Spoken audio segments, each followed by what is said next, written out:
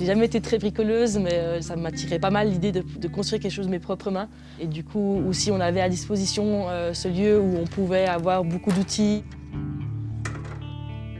Donc là, on a vraiment tout appris sur le tas. On a pas mal regardé aussi sur Internet des conseils. Il y a vraiment à foison des vidéos, des tutos, etc. Mon compagnon avec qui je suis en train de transformer le van, lui a quelques connaissances en électronique. Donc ça a aidé. Moi, j'ai pas touché à la lumière.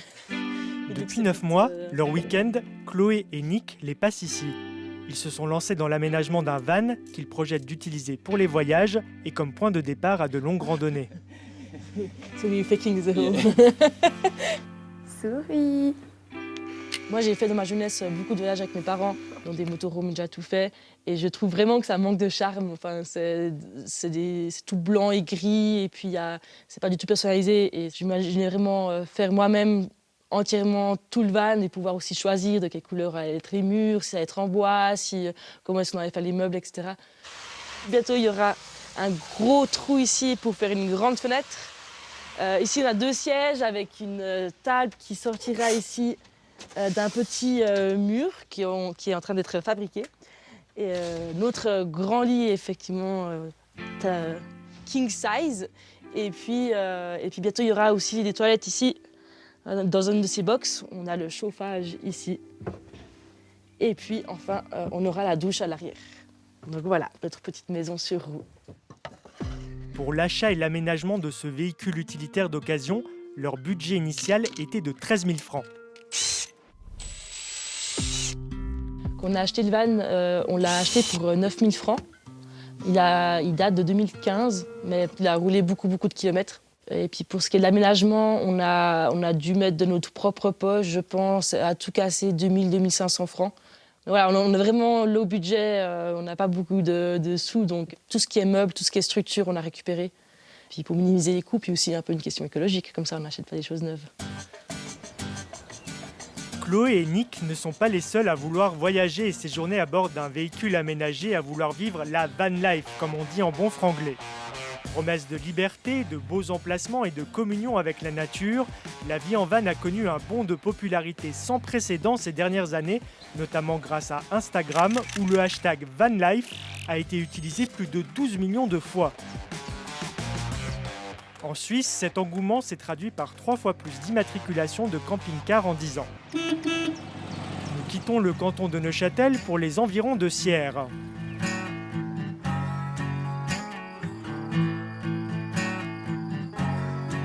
Aménager des vannes, certains en ont fait leur métier. C'est le cas d'Arthur, charpentier de profession. Il s'est lancé dans cette activité début 2021 et compte une douzaine de vannes aménagées à son actif, dont celui-ci, Visite Express. Les toilettes sèches, tac, on a juste à relever, tirer. Voilà, pour cuisiner, on est juste à l'aise. Et puis, on peut aussi le transporter dehors si on veut. Tout seul ou à 2. Voilà. La douche directement. On vient ici. Et on se retrouve avec de l'eau comme à la maison. J'ai appris en faisant. J'en ai fait un, en fait, j'avais le mien. Puis depuis toujours, j'ai toujours eu ça. Et puis j'ai fait celui de mon petit frère, je l'ai aidé.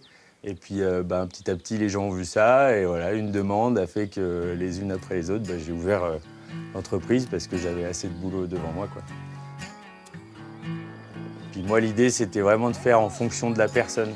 Et puis de recréer en fait son chez-soi dans un van.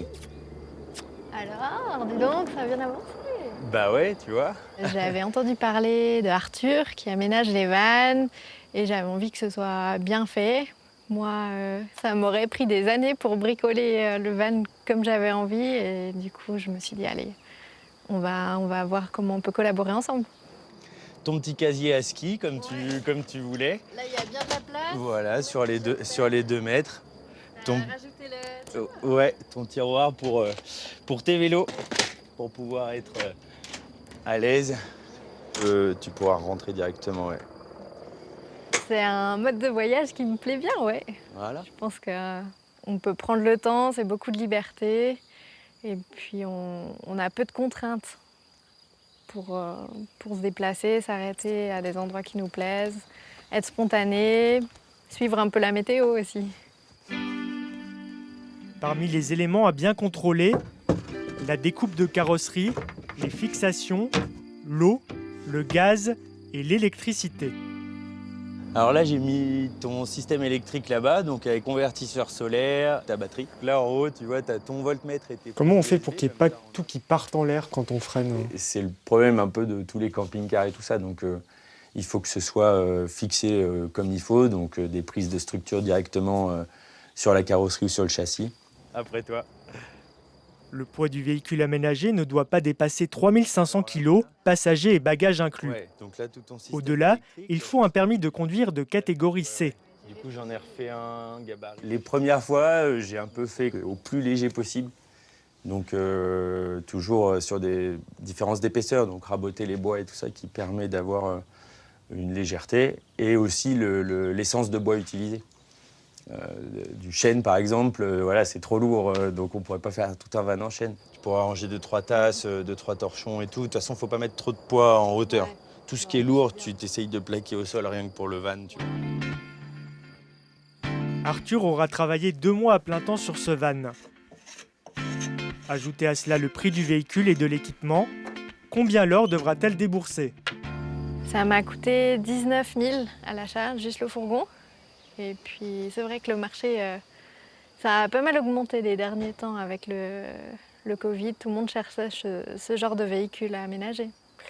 Le budget total, ce serait de 35-40 000 francs quand même. Donc ça fait cher, c'est clair. Et après, c'est un projet qui me tient à cœur depuis longtemps.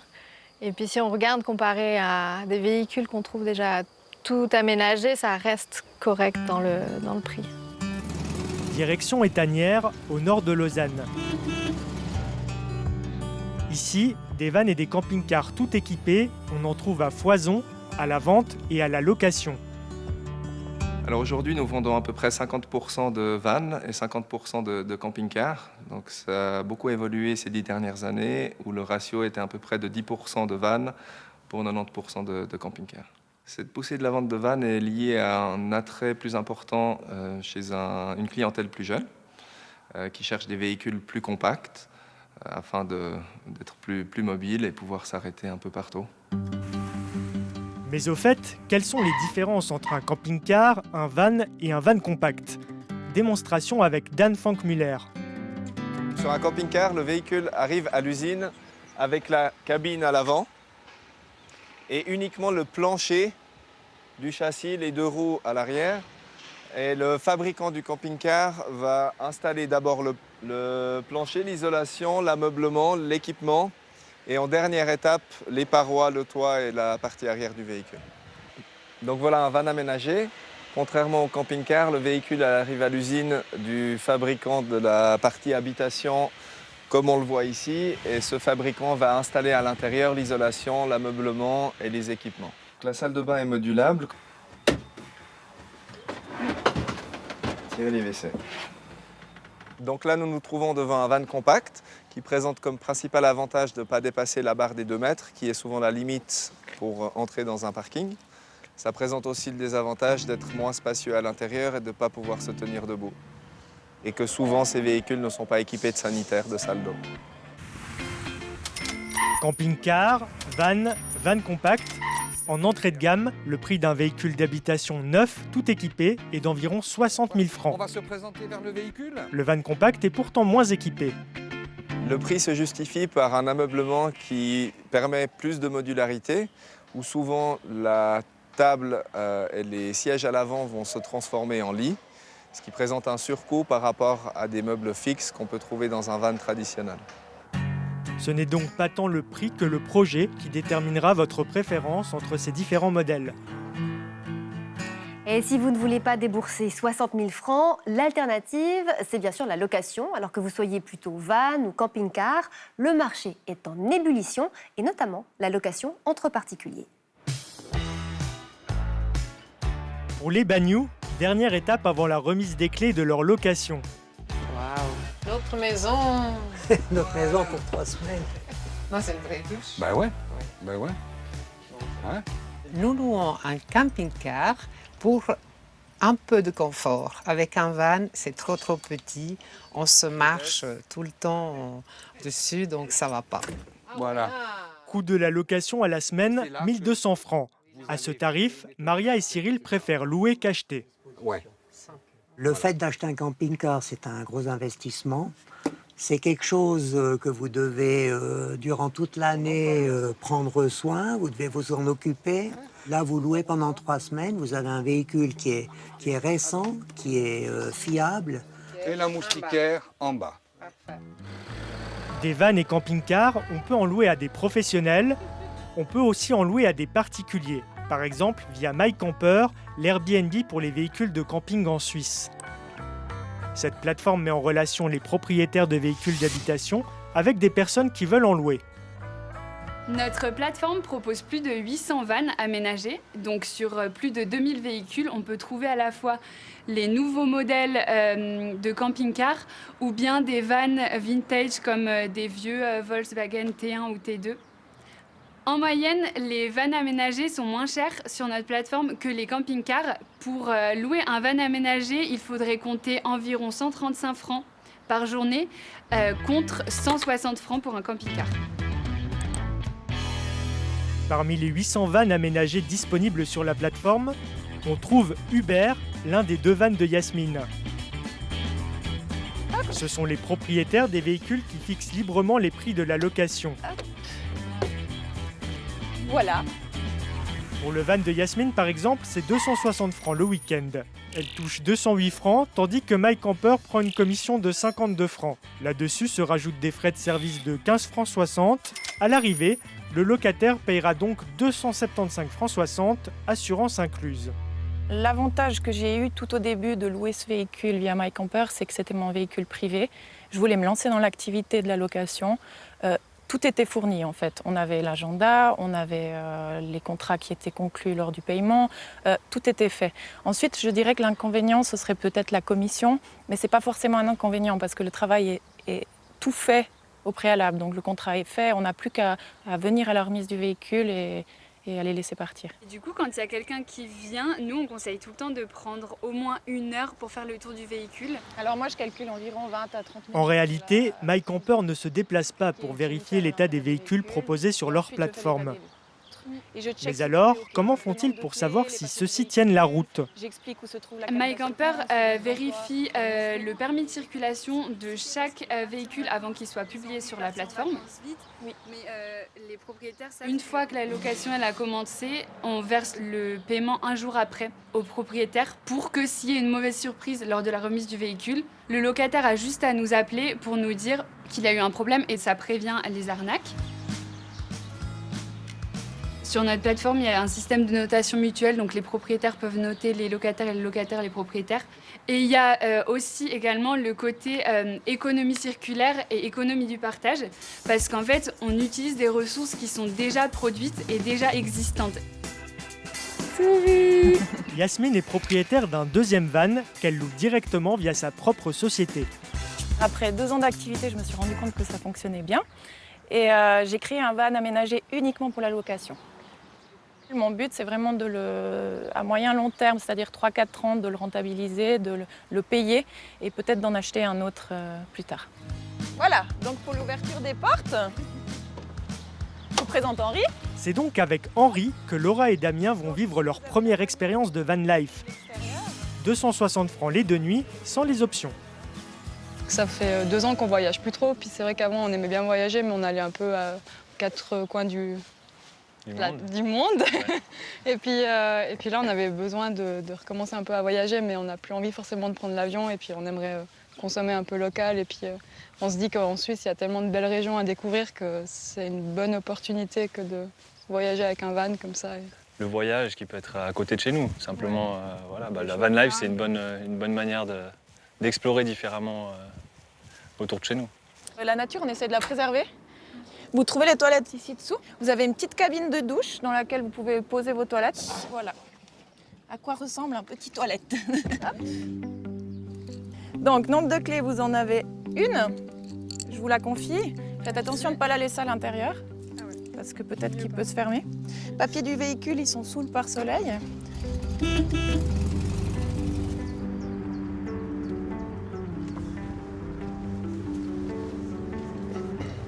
C'est pas un tout-terrain, mais il pas un va tout-terrain, super mais- bien. Hein. Franchement, il a de la pêche et tout. Hein. Il a l'air facile à Il prendre a en pas main, l'air lourd du tout. Et avant de prendre la route, il y a tout de même quelques questions à se poser parce que la van life, ça fait rêver, mais ça peut aussi virer au cauchemar si on néglige certaines précautions élémentaires. Pour en parler, le plaisir d'accueillir Céline Perret. Bonsoir. Bonsoir. Vous êtes blogueuse, influenceuse et accro à la van life depuis 3 ans maintenant. Alors si j'ai bien compris, pour vous, quelque part, le paramètre le plus important avant de partir, eh ben, c'est le choix du partenaire. Oh là là, oui, mon Dieu, c'est très très important parce qu'en fait, on se retrouve dans un espace qui est très réduit.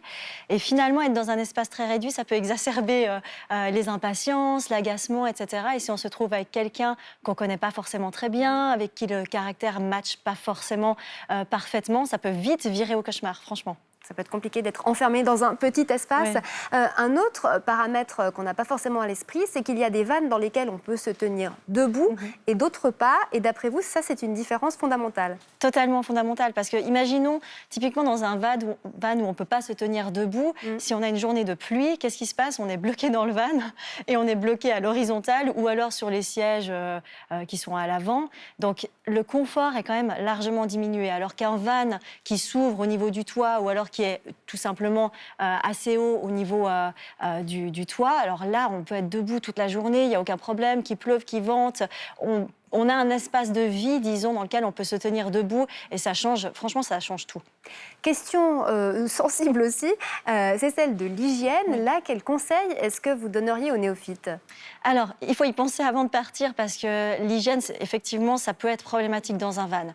On ne peut pas compter uniquement sur les toilettes qu'on trouve dans les lieux publics, sur les aires d'autoroute, etc. Ça peut dépanner. Pour un week-end, ça va, hein, il n'y a pas besoin de préparer beaucoup de choses. Mais si on souhaite partir, par exemple, 1 semaine, 2 semaines ou plus, là, il faut penser, par exemple, à des toutes petites toilettes. On en voit dans le reportage, justement, des petites toilettes qui ne prennent pas beaucoup de place et qui dépannent bien. Ensuite, pour ce qui est des douches, il y a des douches solaires aussi qui existent, qu'on peut mettre à l'extérieur du van. On peut également penser à le mettre à l'intérieur du van avec certaines astuces, mais ça demande aussi pas mal de préparation et d'être un peu bricoleur. Mais voilà, il y a plein de choses qui existent. Il y a des ustensiles aussi pour les femmes qui permettent d'uriner en étant debout.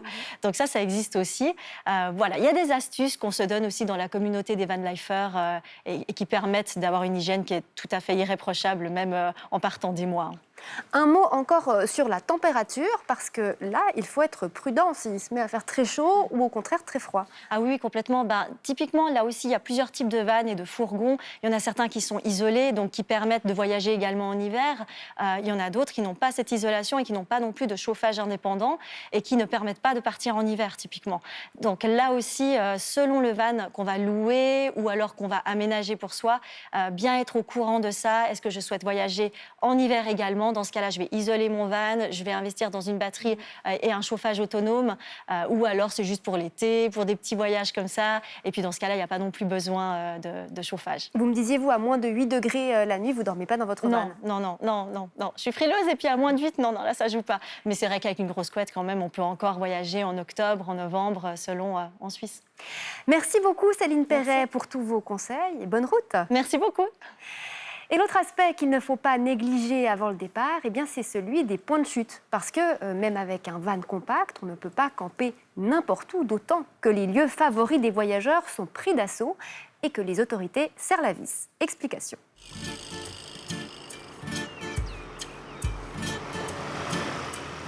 Laura et Damien sont toujours sur la route. Mais où vont-ils bien pouvoir passer la nuit? C'est une idée reçue qu'on puisse se poser n'importe où avec un van.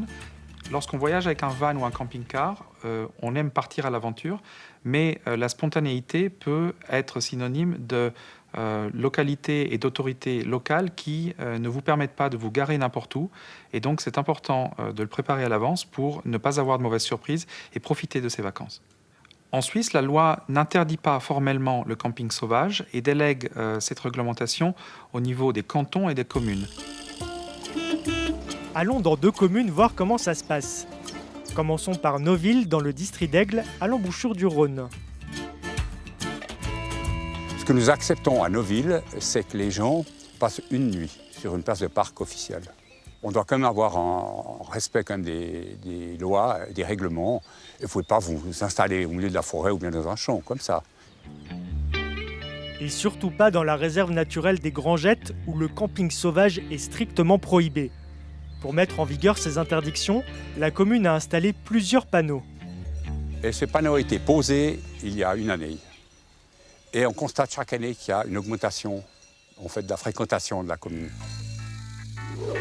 Pas étonnant quand on sait que le nombre de véhicules d'habitation a drastiquement augmenté en Suisse ces dernières années. À un moment donné, ça cohabite très très mal. Vous avez les gens qui viennent se promener, la mobilité douce, les vélos, les rollers, les piétons. Et on a reçu beaucoup de plaintes, soit par téléphone, soit par lettre. Et suite à je dirais, ce déferlement de réclamations, on a bien dû prendre des décisions. Et malheureusement, on a dû réguler, je dirais. Et ce n'est pas terminé. Face à l'afflux de vannes et camping-cars, qui n'est pas perceptible en basse saison, la commune a prévu d'installer un nouveau panneau d'interdiction courant juin. Eh bien, c'est ici qu'on va installer un panneau d'interdiction de circuler aux caravanes et vannes. Il faut savoir que c'est la seule route qui donne l'accès à la plage. S'il y a un problème sur la plage, qu'il faut qu'une ambulance puisse circuler ou qu'il y ait un feu dans la réserve, les pompiers doivent venir. Ces véhicules gênent énormément, donc ça créerait des problèmes graves. Solution pour celles et ceux qui veulent profiter de cette situation idyllique au bord du Léman, le camping des Grangettes, à quelques encablures de là. Tarif par nuit pour 2 personnes, 33 francs en basse saison, 39 francs de juin à août. Nous quittons nos villes pour Val-de-Travers pour voir comment la commune fait face à l'augmentation du nombre de vannes et camping-cars. Il y a des zones où on ne veut plus de camping-cars. Il y a des endroits sensibles qui ne sont pas adaptés à la présence de camping-cars. Donc dans ces zones-là, il est clairement interdit d'y stationner. Mais pour que le message soit cohérent dans une région touristique, il faut aussi qu'on puisse proposer des aires où, à l'inverse, les camping-cars sont les bienvenus. Et puis surtout, on les accueille avec des infrastructures qui leur sont nécessaires. Puis ce qui est vraiment important pour les camping-caristes, c'est de pouvoir vidanger aussi leurs eaux usées. Et puis c'est ce qu'on a installé ici, où le camping-cariste peut simplement, à l'aide de cet outil, venir soulever la grille ici et puis déverser son bac. Nous avons ouvert cette aire ici à Espace Val l'an dernier. Sur la première année, on a enregistré 420 nuitées. Donc, ce qui est pour nous vraiment un très bon résultat. C'est entièrement basé sur la confiance. Il n'y a pas de barrière ou de code d'accès. C'est ouvert. On incite les gens ensuite à payer par Twin, tout directement à la réception du centre. D'après les relevés qu'on a fait globalement, on constate que les gens jouent vraiment le jeu. Ils respectent les lieux, la qualité des lieux, et puis s'acquittent de la taxe pour la nuit et aussi de la taxe de séjour. Ce qui permettra à terme d'amortir les 15 000 francs déboursés par la commune pour les travaux. Et en dehors de cette aire de camping, ça se passe comment ? On a un règlement de police communale qui autorise le camping-carisme là où il n'est pas interdit, pour autant qu'il n'excède pas 48 heures. Soit le double de temps qu'à nos villes. Nous retrouvons Laura et Damien qui ont trouvé un lieu pour la nuit à Aigle via la plateforme Place to Be. Le concept, des agriculteurs, vignerons et autres mettent à disposition gratuitement un espace pour les vannes et camping-cars pour une durée maximale de 24 heures. Pour accéder à ce réseau, il faut toutefois arborer une vignette qui coûte 66 francs par an. Le but, favoriser le lien entre producteurs et consommateurs. Ah, joli. Ah ouais. Donc ça, c'est tout vous qui faites. Une farine blanche et farine complète de blé. Et puis au niveau du vin, du coup, Les vins, vous on aviez a expliqué. Chasse-Lac, on a dégusté. Oui. Ouais, quand même. Pas se laisser se perdre. En fait, on met à disposition un espace pour les camping-cars ou les bus gratuitement. Ils peuvent venir se poser là et le but est d'échanger, de rencontrer des gens, de faire connaissance et indirectement de pouvoir vendre nos produits aussi. Nous, on espère bien sûr que les gens nous achètent quelque chose, mais il n'y a aucune obligation. Aussi, allez. Donc on y est. Ils nous réservent quand même une place pour la nuit, donc je trouve que c'est aussi donnant-donnant de pouvoir consommer ce qu'ils produisent. Ouais, c'est un échange au final. C'est un échange, ouais. C'est un échange qui est hyper... Légitime. Oui, légitime ou ouais, enrichissant parce que justement, il y a un moment de partage. Ouais. Mais est-ce que dans votre tête, vous vous dites « Ok, il faut que je consomme pour une certaine somme » Non, pas forcément. Non, c'est vrai que je dirais que c'est pas poussé à acheter une certaine quantité ou une certaine somme. Ouais. Non. En moyenne, ils vous achètent pour combien? Ça peut être 50 francs comme 200 francs. Franchement, il y a eu des jolies ventes aussi. Donc, et on espère surtout de fidéliser des nouveaux clients en fait. Les Martins ont adhéré à Place to Be début avril. En un mois, ils avaient déjà reçu 8 visites. Je trouve génial de pouvoir être accueilli par des gens comme ça et faire des rencontres. Et puis en plus, on a la sécurité de se dire qu'on ne dérange pas sur un terrain privé et puis on n'a pas peur forcément qu'il y ait quelqu'un qui vienne frapper au bus en nous disant qu'on n'a pas le droit d'être là ou des choses comme ça. In fine, le couple aura dépensé 50 francs en polenta, en grains, pâtes et bouteilles de vin. Bonne nuit. Hop. Nous les retrouvons le lendemain de leur première nuit en van.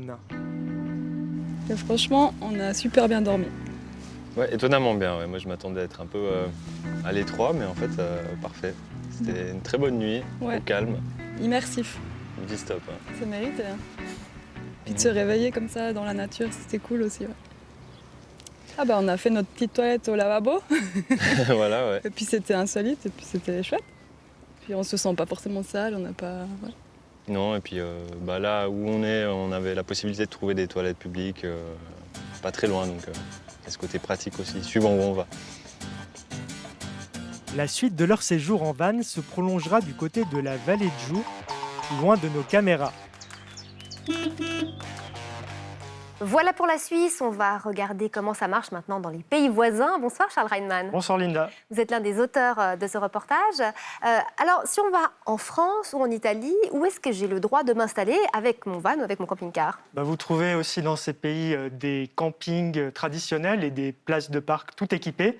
Il y a aussi des plateformes, comme par exemple en France, il y a France Passion qui fonctionne un petit peu comme Place to Be, et puis Village Étape. Citons encore Home Camper pour camper dans des parcs et jardins privés, et là dans toute l'Europe.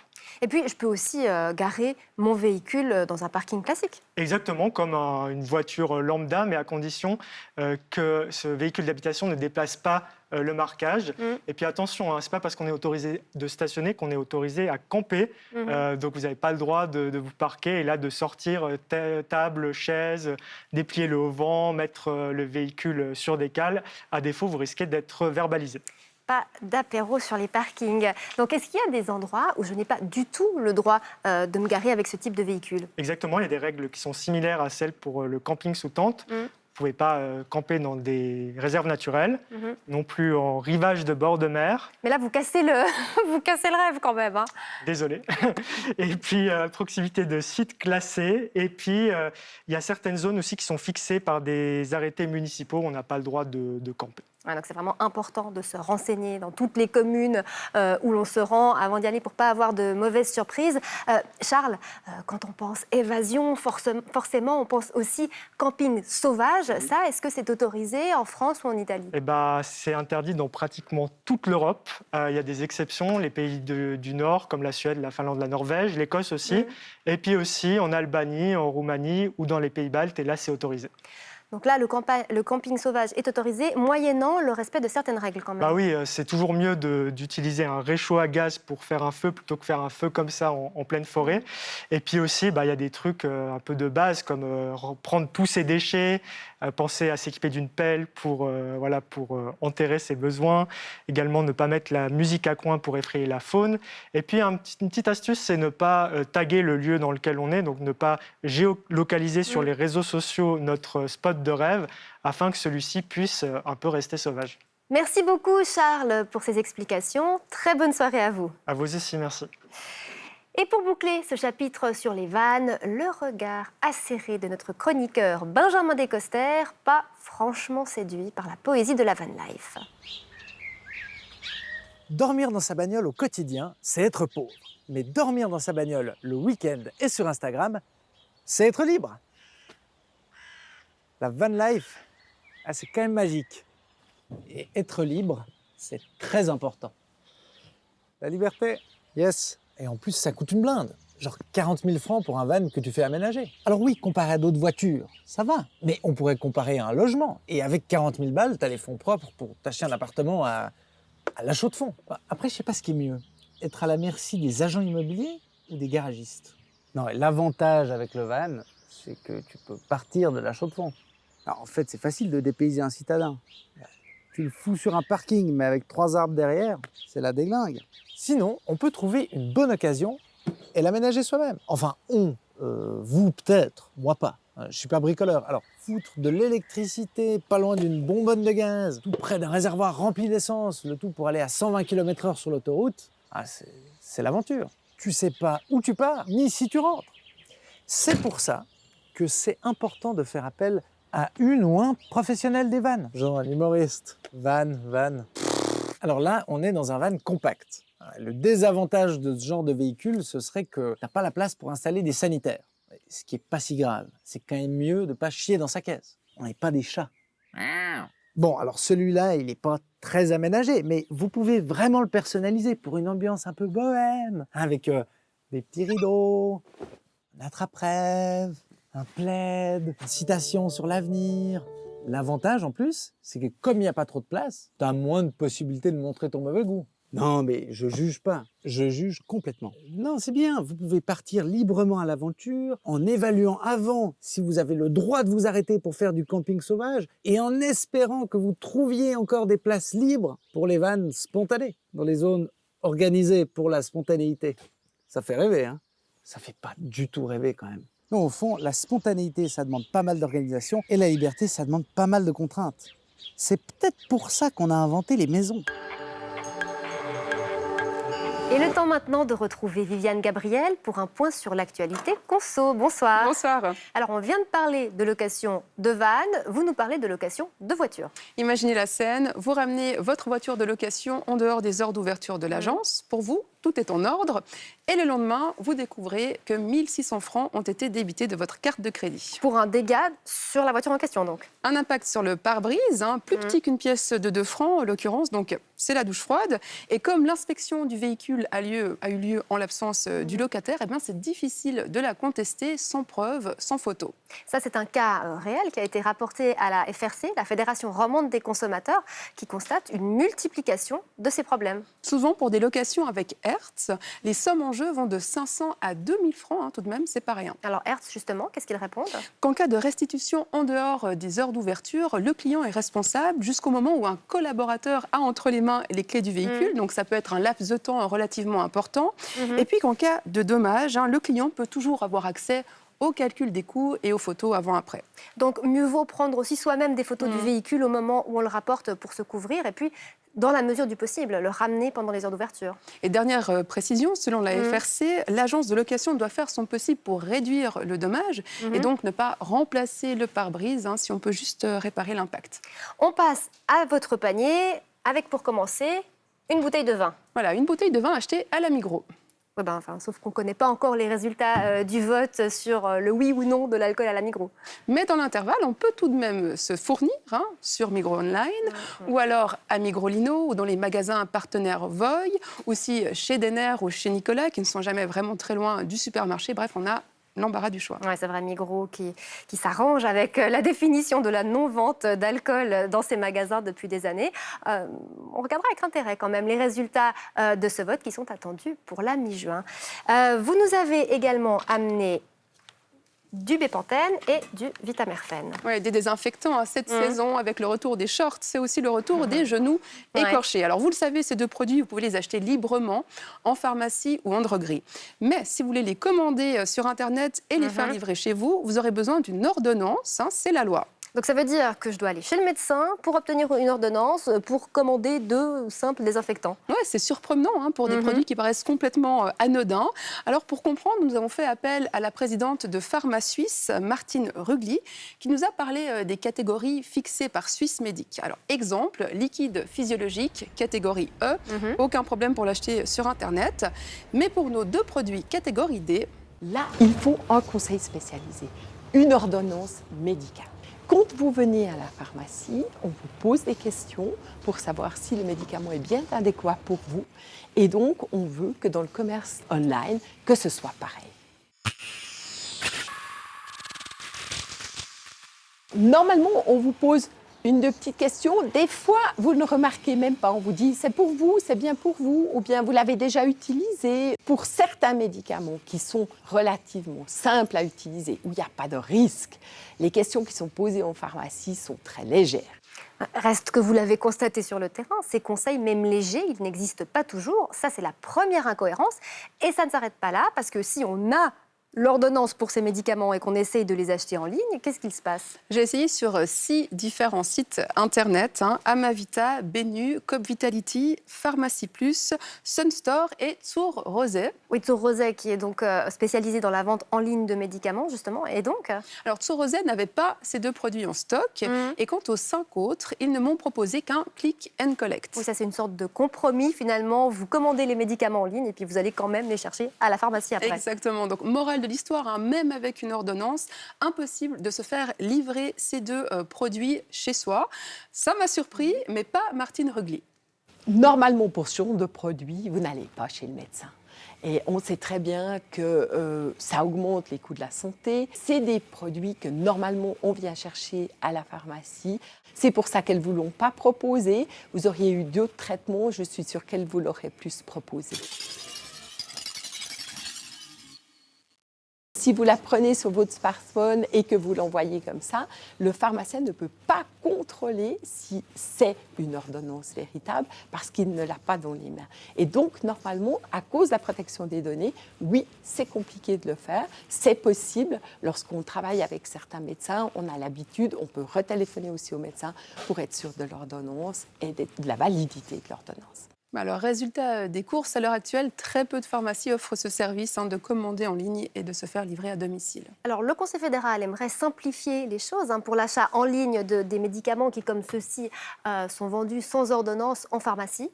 Oui, tout en gardant quand même un niveau de sécurité très élevé. Donc, pour ma Vitamerfen et mon Bepanthen, je n'aurai peut-être plus besoin d'une ordonnance, mais quand même d'un conseil interactif via un centre de télépharmacie, par exemple.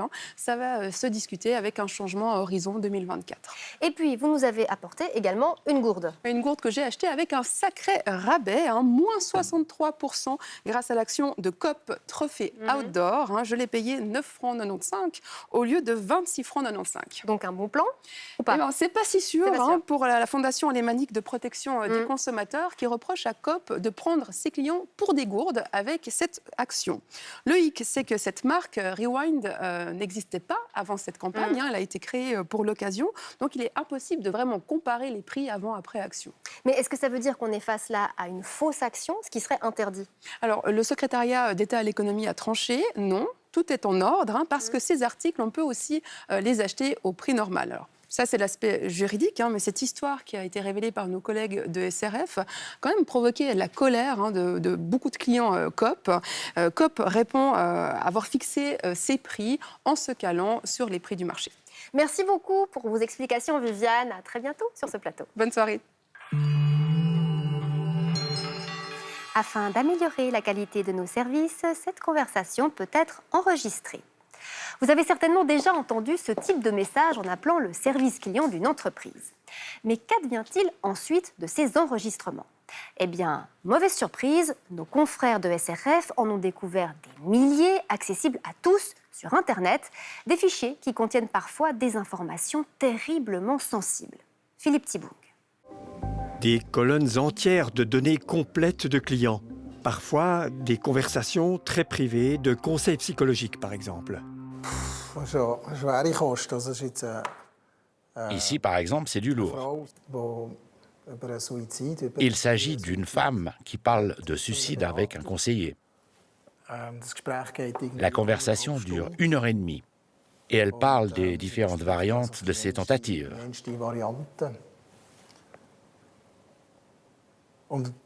Pendant ces quelques minutes, j'apprends des choses extrêmement personnelles sur elle, beaucoup de détails. Je sais maintenant même où elle habite, dans quel quartier, ce qu'elle a déjà vécu et où elle a travaillé. C'est juste incroyable. On peut imaginer les graves conséquences si de telles informations parvenaient en de mauvaises mains. Le journaliste Philippe Odermatt est allé rencontrer l'une des très nombreuses victimes de ces fuites de données. Cette dame recevait régulièrement des SMS surtaxés et a donc appelé le service client pour s'en plaindre. Avec son accord, il lui fait écouter son enregistrement téléphonique. J'ai ma facture Swisscom dans les mains.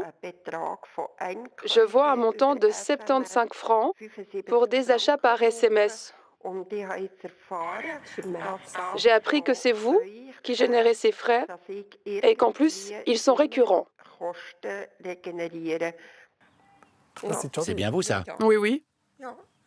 Et qu'est-ce que vous dites du fait que j'ai votre numéro de portable, que je sais où vous habitez et que j'ai pu prendre connaissance du problème discuté? Qu'est-ce que vous en dites?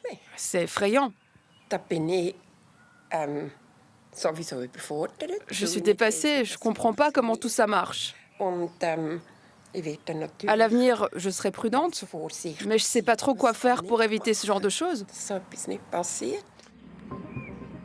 C'est l'entreprise NTH qui a son siège à Berne qui enregistre ces milliers de conversations et les stocke sur un serveur. NTH a d'autres filiales, à Zurich, mais surtout en Europe orientale et au Nigeria. Cette entreprise propose divers services téléphoniques et donc l'enregistrement de communication. Ces enregistrements sont clairement mal protégés. Ces points faibles sont-ils graves? Pour en avoir le cœur net, nous nous rendons à l'université de Lucerne. Il est exigé que les données soient protégées d'accès extérieur, mais aussi contre les intrusions internes à l'entreprise, avec des accès réservés aux personnes dûment autorisées. Là, on a donc clairement affaire à une protection insuffisante. Tel que vous décrivez le cas, oui, en effet. Il y a une semaine, nous avons informé NTH de notre enquête. On nous a répondu que la protection des données était prise très au sérieux et que cette situation regrettable était due à un mauvais paramétrage du système. Et NTH de poursuivre. Cette erreur n'aurait pas dû se produire. Nous avons corrigé cette lacune dès que nous en avons eu connaissance et verrouillé la faille de sécurité. Quelques jours plus tard, et par écrit, NTH ajoute les précisions suivantes. NTH nous écrit, entre autres, d'après nos recherches, personne, hormis le journaliste d'investigation de SRF et votre spécialiste Internet, n'a eu accès aux enregistrements téléphoniques. Le spécialiste Internet, qui souhaite rester anonyme, répond qu'une faille aussi grave ouvrant l'accès à des enregistrements non protégés est inadmissible sur Internet, en particulier pour une entreprise informatique. L'entreprise héberge des données très sensibles et les stocke sur un serveur, mais elle n'a pas investi une seule seconde pour vérifier que ce serveur est bien protégé. Un tel contrôle fait pourtant partie de la routine élémentaire. C'est vraiment un minimum.